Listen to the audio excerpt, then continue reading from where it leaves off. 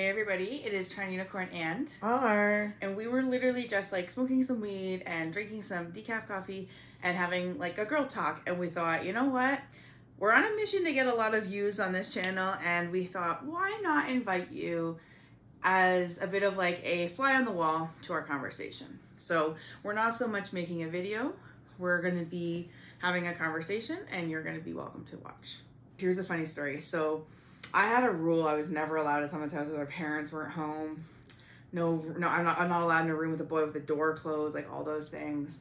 And I remember I orchestrated this like brilliant plan, and I was gonna go to my boyfriend at the time, Jason, sexy man, and that was the first time I ever knew I liked cock worship.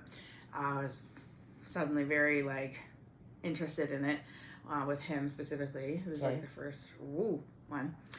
Like I dreamt about it. Like I was like, yes, I want to be on it again, you know. Like mouth, I meant. Like I didn't even have sex with Jason. I never even slept with him. I just sucked his dick. It was just like that time between when you're starting to be sexual versus when you're crossing the line into like being sexual, right? So anyways, me and my friend, V, I'll say, she and I were gonna go over to their house, and my mom dropped us off. And of course we said the dad was home and all that jazz. The dad was like out of town. We had the most fun. We smoked a joint. We had like the most fun. And I was upstairs, and I was in the middle of a glorious BJ. And I see lights come in to the driveway. We're like, who's here? We're like, what's going on? oh no. So it seems my mother had caught wind that there might be no parents home or something. And so she came to investigate, asked where they were. Oh, I said they went to the store.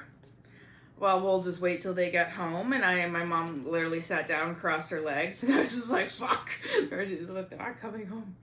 I got in so much trouble, and like I got grounded and everything, and I remember the brief sexual freedom of being able to just go and explore with a guy in his bedroom.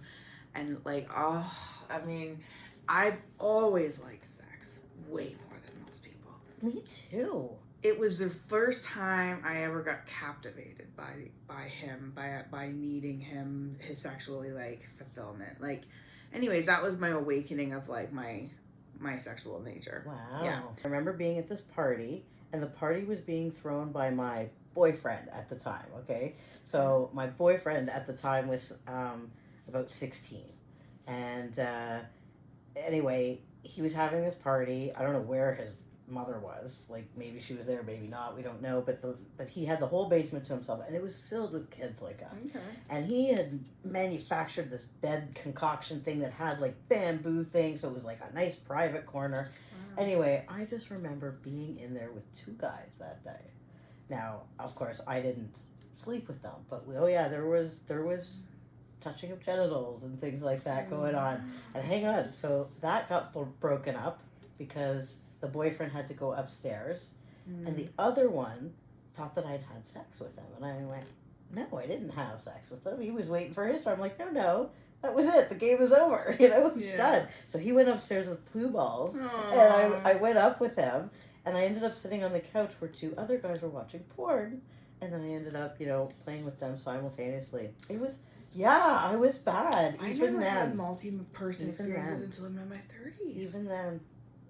I mean, experiences. I mean, they were just like touching, but it didn't still. Occur to me. Yeah. It didn't occur to me. Yeah. I'm telling you, I like sex too.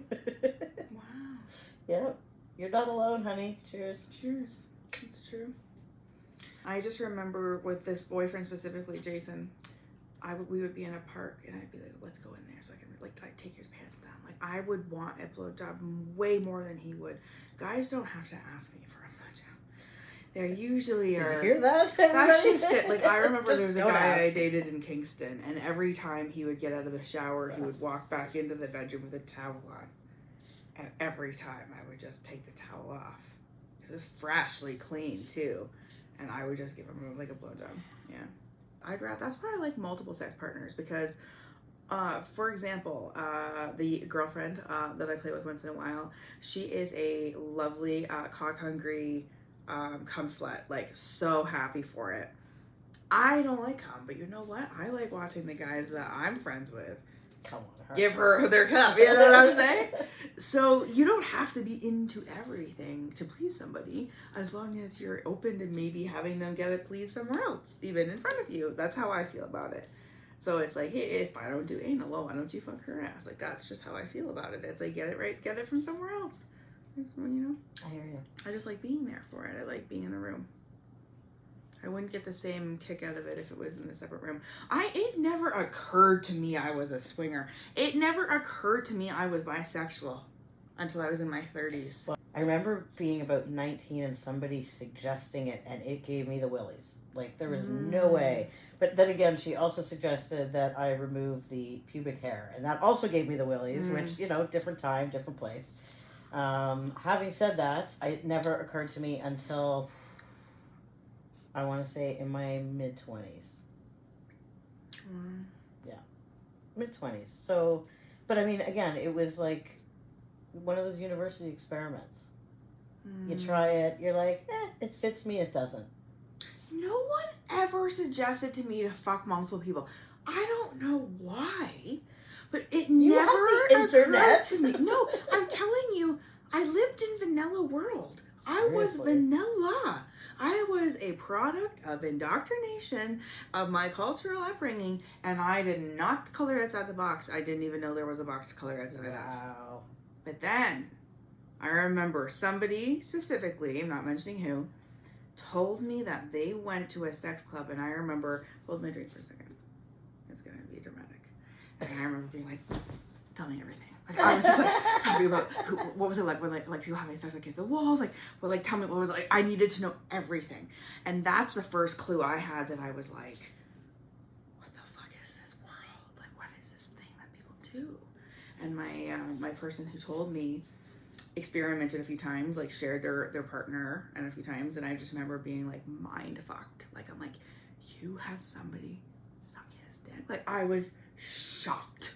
Like, couldn't believe, like, it was cool, but I couldn't believe someone I knew did that. Now look at me.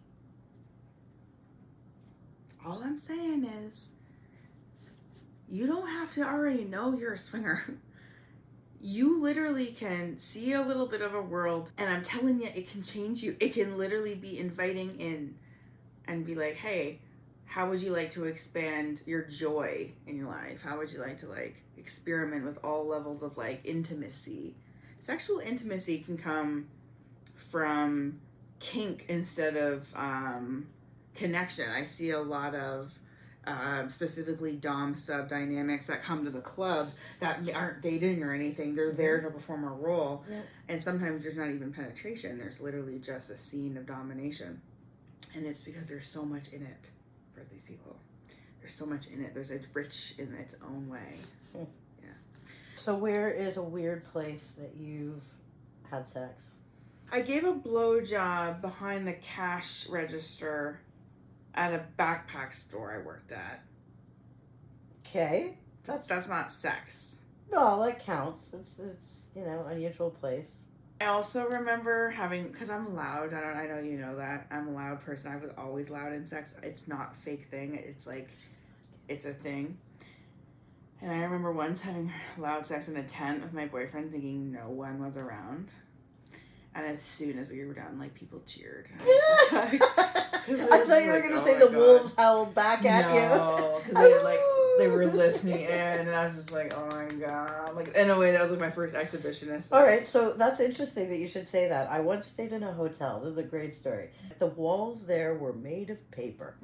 Literally made of paper. So I'm settling in, you know how it is, like you have the headboard that's there, and you're settling in for the night. I turn off the light, TV, and I start to go to sleep, and all of a sudden I hear, oh, and of course I'm like, my eyes pop open, and I'm like, where is this happening? And I hear again, oh, and I realize it's happening literally behind my head. Wow. So I'm like, wow. That's Exactly. Lucky, yeah. So I'm listening in intently, and it gets louder. And then I start hearing,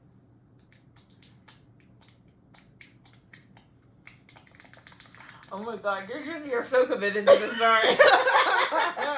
And it stops. And I'm like, oh, okay. And then it starts again. Wow. A little bit of moaning, and it was over. And I was just like, nice. And I hear him get up, walk over to what seemed like my bathroom, go there, and she says, honey, can you bring me a cigarette? And I replied, can you bring me one too? Wow. Oh my god. But the walls were paper thin, and I wanted to see who it was in the morning, and they checked out already, so I never got to see. I always wish I'd like stumble across people having sex, but sadly it hasn't happened to me that often in life. I used to give a lot of roadhead. Did you ever give that? Do you know what roadhead is? I don't know what roadhead is. What is roadhead? Don't make that face. Roadhead is when someone's driving and you're sucking their dick Oh, while they're there's driving. a name for that? Roadhead. I didn't know there's a name Oh for my that. god. Okay, that is just unsafe practice as far as I'm concerned. It is, but like... It's a very unsafe practice. Both for the driver and for the passenger. Well, I remember there was that story of some person who got in a car accident and then And bit it off. Of course, like, just that's the first thing that comes to my mind. But I'm that horny sometimes. Like, I'm just like... So I just have this thing where I get annoyed when men turn me away from their dick. Because it's like... I'm gonna be giving you a blowjob. Like, you know, like, I understand. Like, it just happens to me a lot. Every boyfriend I've ever had has not had a higher sex drive than me. Wow. It's been a problem, actually. I bet. It has, but it doesn't. But I'm also a swinger now, so maybe it won't be a problem because I have sex machines too. Yes, you have a lot more toys than you probably did back then. Yeah, now I need a Sibian now. Someone needs to send me a Sibian to review. Why not? I'm just saying. Okay, I have a fucking story. Oh, here we go. Oh, look at the face. Uh-oh, it's going to be a good one. I had some betrayal when I was in university. Okay? And a guy that I dated for a few years, we ended up breaking up, and it was heartbreaking for me. And then he and my roommate slept together. And I found out later, like not at the time, and it was like heartbreaking, very upsetting, very betrayal. Like it was very behind my back. Everything was really shitty about it. Anyway, so I found that out. So then his best friend, I always got along with well, and he was a slut. He was one of those gigolo males that were know where this is going. perfect for this kind of situation. Now, yes, I did invite him over with my roommate. Just so you know, I had 5 women roommates, or 4 total. I was the 5th. And one of them was friends with my ex-boyfriend. Like, they were from the same small town. They had the same friend circle. So that's why he was in my apartment. He wasn't there because of me. He was there because of my roommate. And yes, I got him out of his clothes in my bed. And then I took a camera and I took a photo. And then I wished him well. I did not sleep with him. But I was like, I needed that because I was so fucking mad at like what my ex-boyfriend had done to me. But I still couldn't cross that line and do it to him. I still couldn't do it, but I wanted him to think I did. Oh. Yeah. Bad. Saucy story. Watch out for this one. But you know what? I don't like when people use sex as a weapon to hurt people with. I had a lot of that growing up, and it made me fearful of like every other person that someone has sex with is a threat, right? Threat. I don't like that life. I like it when people are able to have sexual experiences and have it be about having sexual experiences and not be a threat. It's about pleasure. For me. I think it's also for me about friendships. Like, I'm in this community to make friends. I'm never going to marry these people. I'm never, like, whatever. I'm here to make friends. And I don't want fake friends. I don't want just sex friends here and there. Like, yeah, there's going to be a few of those. But, like, I think for me to get the most out of this lifestyle, I want people like me and you are really good friends. Outside of the club, we're very good friends. I want authentic friends in the She lifestyle. has Tootsie Pops. When I recently had a run-in with one of my other friends, and we both happened to start sleeping with the same guy. And we quickly were like, oh, all right, totally fine. You have your time. And, like, we were just so respectful of each other. And I remember even me at the time thinking, hey, she really likes him. I'm just looking for reliable, fun date, right? Like, it's not super important to me. So it was just one of those things where I'm like, I don't need to, she's not competition. I don't need to, like, battle her. Like, it's just nice in this lifestyle to not feel so threatened, even if there is sexual interest that is more interested in someone else. Like, as long as there's room for me in some capacity, it's like, whatever, right?